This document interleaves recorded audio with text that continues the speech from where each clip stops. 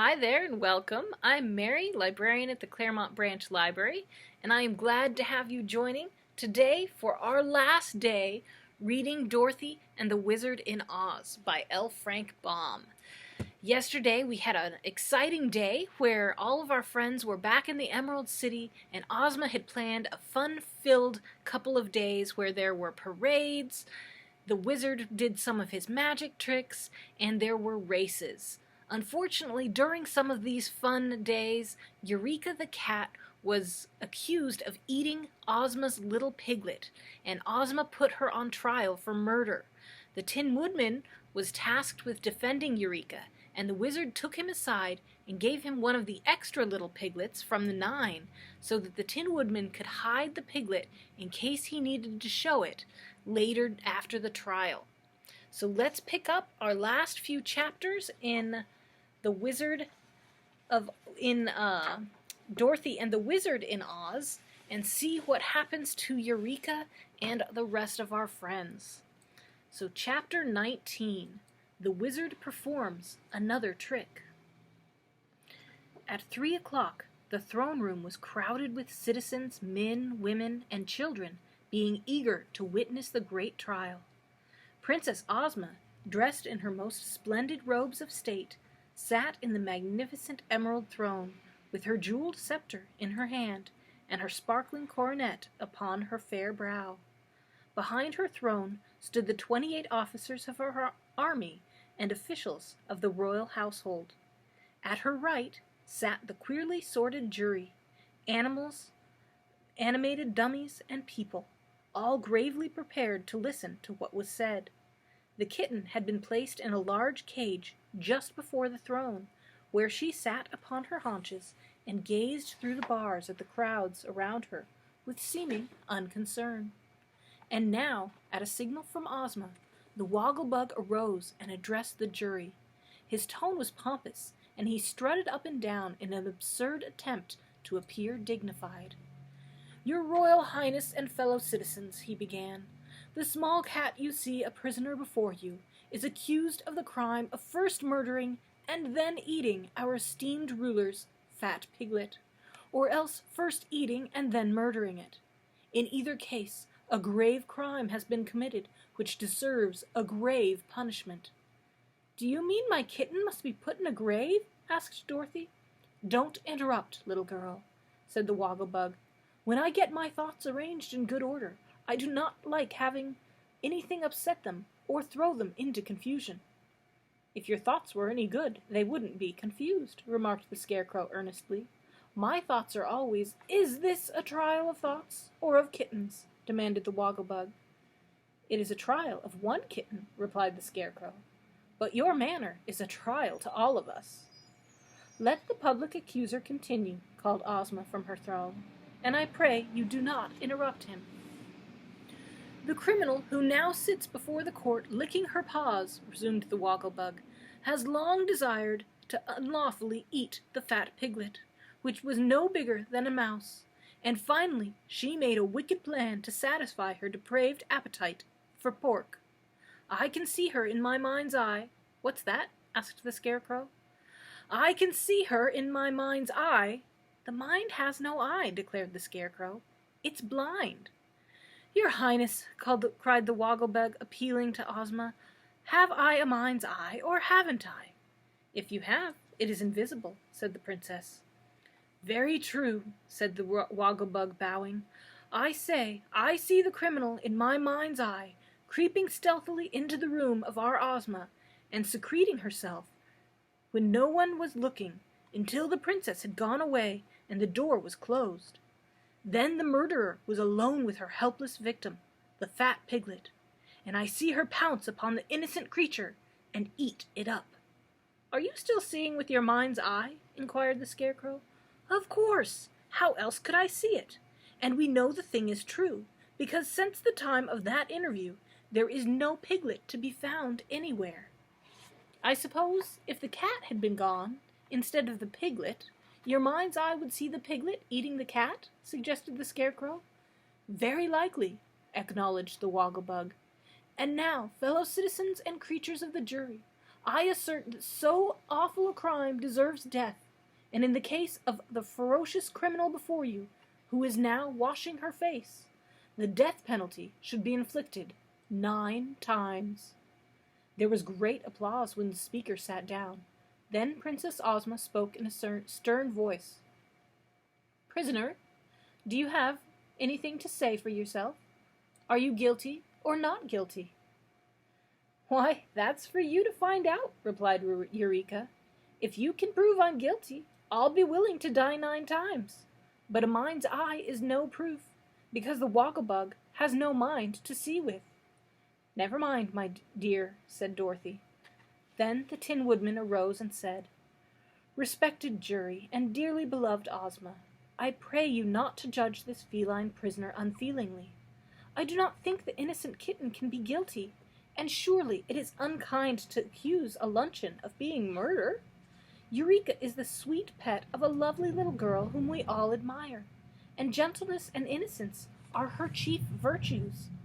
Look at the kitten's intelligent eyes." Here Eureka closed her eyes sleepily.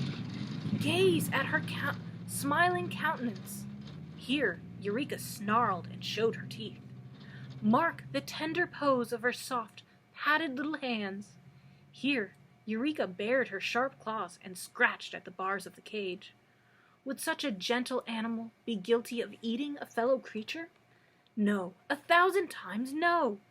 "Oh, cut it short," said Eureka. "You've talked long enough." "I'm trying to defend you," remonstrated the Tin Woodman. "Then say something sensible," retorted the kitten. "Tell them it would be foolish for me to eat the piglet because I had sense enough to know it would raise a row if I did. But don't try to make out I'm too innocent to eat a fat piglet. If I could do it and not be found out, I imagine it would taste quite good." "Perhaps it would to those who eat meat," remarked the Tin Woodman. "I myself, not being built to eat, have no personal experience in such matters. But I remember that our great poet once said, 'To eat is sweet when hunger's seat demands a treat of savory meat.' Take this into consideration, friends, and you will readily decide that the kitten is wrongfully accused, and you should be set her at liberty." When the Tin Woodman sat, no one applauded him, for his arguments had not been very convincing, and few believed that he had proved Eureka's innocence. As for the jury, the members whispered to each other for a few minutes, and then they appointed the Hungry Tiger their spokesman. The huge beast rose slowly and said, "Kittens have no consciences, so they eat whatever pleases them.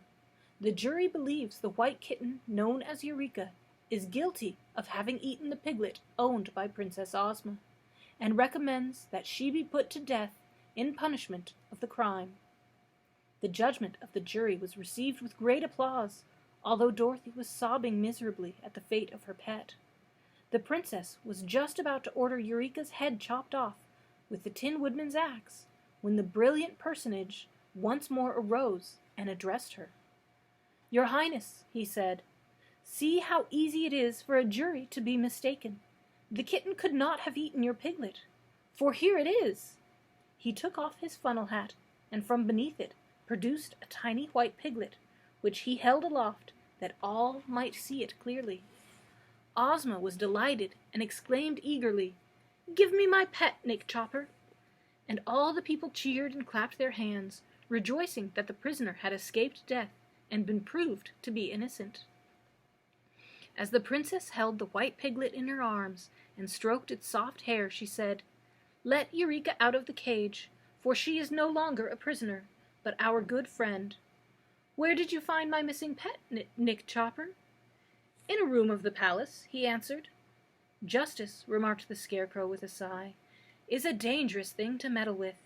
If you hadn't happened to find the piglet, Eureka would surely have been executed." "But justice prevailed at the last," said Ozma, "for here is my pet, and Eureka is once more free." "I refuse to be free," cried the kitten in a sharp voice, "unless the wizard can do his trick with 8 piglets. If he can produce but 7, then this is not the piglet that was lost, but another one." "Hush, Eureka," warned the wizard. "Don't be foolish," advised the Tin Woodman, "or you may be sorry for it." "The piglet that belonged to the princess wore an emerald collar," said Eureka, loudly enough for all to hear. "So it did," exclaimed Ozma. "This cannot be the one the wizard gave me." "Of course not. He had 9 of them altogether," declared Eureka, "and I must say it was very stingy of him not to let me eat just a few. And now that this foolish trial is ended, I will tell you what really became of your pet piglet." At this, everyone in the throne room suddenly became quiet, and the kitten continued in a calm, mocking tone of voice. "I will confess that I intended to eat the little pig for my breakfast. So I crept into the room where it was kept while the princess was dressing and hid myself under a chair. When Ozma went away, she closed the door and left her pet on the table. At once I jumped up and told the piglet not to make a fuss, for he would be inside of me in half a second. But no one can teach one of these creatures to be reasonable. Instead of keeping still, so I could eat him comfortably, he trembled so with fear that he fell off the table and into a big vase that was standing on the floor. The vase had a very small neck and spread out at the top like a bowl. At first, the piglet stuck in the neck of the vase, and I thought I should get him, after all. But he wriggled himself, fell through, and fell down to the deep bottom part, and I suppose he's there yet." All were astonished at this confession, and Ozma at once sent an officer to her room to fetch the vase. When he returned, the princess looked down the narrow neck of the big ornament and discovered her lost piglet, just as Eureka had said she would. There was no way to get the creature out without breaking the vase, so the Tin Woodman smashed it with his axe and set the little prisoner free. Then the crowd cheered lustily, and Dorothy hugged the kitten in her arms and told her how delighted she was to know that she was innocent. "But why didn't you tell us at first?" she asked. "It would have spoiled the fun," replied the kitten, yawning. Ozma gave the wizard back the piglet he had so kindly allowed Nick Chopper to substitute for the lost one, and then she carried her own into the apartments of the palace where she lived. And now, the trial being over, the good citizens of the Emerald City scattered to their homes, well content with the day's amusement. Chapter 20. Zeb returns to the ranch. Eureka was much surprised to find herself in disgrace, but she was, in spite of the fact that she had not eaten the piglet. For the folks of Oz knew the kitten had tried to commit the crime, and that only an accident had prevented her from doing so. Therefore, even the hungry tiger preferred not to associate with her. Eureka was forbidden to wander around the palace, and was made to stay in confinement in Dorothy's room. So she began to beg the mistress to send her to some other better place where she could enjoy herself. Dorothy herself was anxious to get home, so she promised Eureka that they would not stay in the land of Oz much longer. The next evening, after the trial, the little girl begged Ozma to allow her to look in the enchanted picture, and the princess readily consented. She took the child to her room and said, "Make your wish, dear, and the picture will show the scene you desire to behold." Then Dorothy found, with the aid of the enchanted picture, that Uncle Henry had returned to the farm in Kansas, and she also saw that both he and Aunt Em were dressed in mourning, because they thought their little niece had been killed by the earthquake. "Really," said the girl anxiously, "I must get back as soon as possible to my own folks." Zeb also wanted to see his home, and although he did not find anyone mourning for him, the sight of Hugson's ranch in the picture made him long to get back there. "This is a fine country, and I like all the people that live in it," he told Dorothy. "But the fact is, Jim and I don't seem to fit in a fairyland, and the horse has been begging me to go home ever since he lost the race. So, if you can find your way to fix it, we'll be much obliged to you." "Ozma can do it easily," replied Dorothy. "Tomorrow morning I'll go to Kansas, and you can go to California." That last evening was so delightful that the boy will never forget it as long as he lives. They were all together, except Eureka, in the pretty rooms of the princess, and the wizard did some new tricks, and the Scarecrow told stories, and the Tin Woodman sang a love song, in a sonorous, metallic voice, and everybody laughed and had a good time. Then Dorothy wound up Tick-Tock, and he danced a jig to amuse the company, after which the Yellow Hen related some of her adventures with the Gnome King in the land of Ev. The princess served delicious refreshments to those who were in the habit of eating, and when Dorothy's bedtime arrived, the company separated after exchanging many friendly sentiments. Next morning, they all assembled for the final parting, and many of the officials and courtiers came to look upon the impressive ceremonies. Dorothy held Eureka in her arms and bade her friends a fond goodbye. "You must come again sometime," said the little wizard, and she promised she would if she found it possible to do so. "But Uncle Henry and Aunt Em need me to help them," she added, "so I can't ever be very long away from the farm in Kansas." Ozma wore the magic belt, and when she had kissed Dorothy farewell and had made her wish, the little girl and the kitten disappeared in a twinkling. "Where is she?" asked Zeb, rather bewildered by the suddenness of it. "Greeting her uncle and aunt in Kansas by this time," returned Ozma with a smile. Then Zeb brought out Jim, all harnessed to the buggy, and took his seat. "I'm much obliged for all your kindness," said the boy, "and very grateful to you for saving my life and sending me home again after all the good times I've had. But I think this is the loveliest country in the world. But not being fairies, Jim and I feel we ought to be where we belong, and that's the ranch. Goodbye, everybody." He gave a start and rubbed his eyes. Jim was trotting along the well-known road, shaking his ears and whisking his tail with a contented motion. Just ahead of them were the gates of Hugson's ranch, and Uncle Hugson now came out and stood with uplifted arms and wide-open mouth, staring in amazement. "Good gracious, it's Zeb! And Jim, too!" he exclaimed. "Where in the world have you been, my lad?" "Where in the world, Uncle?" answered Zeb with a laugh. The end. So that is the end of our story, Dorothy and the Wizard in Oz by Baum. And tomorrow we will start the 5th book in the series, which is The Road to Oz. And we'll get to join Dorothy on another fun adventure and meet some exciting and unique new characters. The Shaggy Man will be a new character, Button Bright, a young boy, and the Rainbow's daughter, Polychrome, will all be important characters and new friends that Dorothy meets in this book. And Ozma will have a birthday. So I hope you will join for our next book, which will start tomorrow at noon. Until then, I hope that you have a wonderful day.